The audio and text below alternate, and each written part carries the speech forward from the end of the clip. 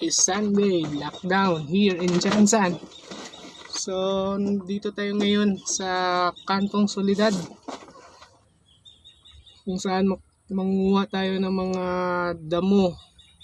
Papapakain natin sa ating mga alaga nating kambing.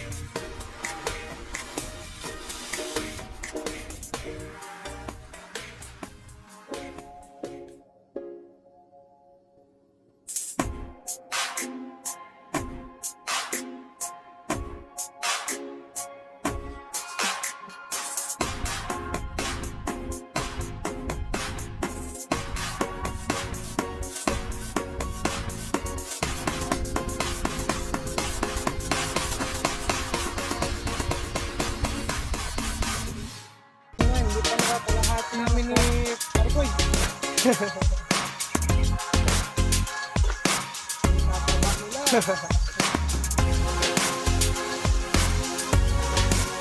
Hindi makaya. Sila ka.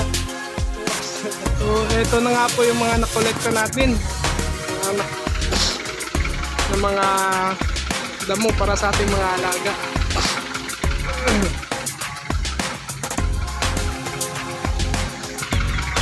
Ito nga po, dadagdagan pa natin. Marami-rami pa doon sa unahan. So ito na po yung dadalhin natin ngayon. Konti na lang, mapupuno na rin to. Dalhin natin mamaya sa ating mga alaga. At mamaya papakita natin kung paano sila papakainin. Ito na po, i-ready na natin yung mga pagkain nila.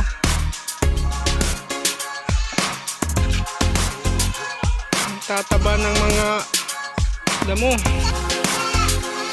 Yun. Yung iba tinalian nandun sa labas.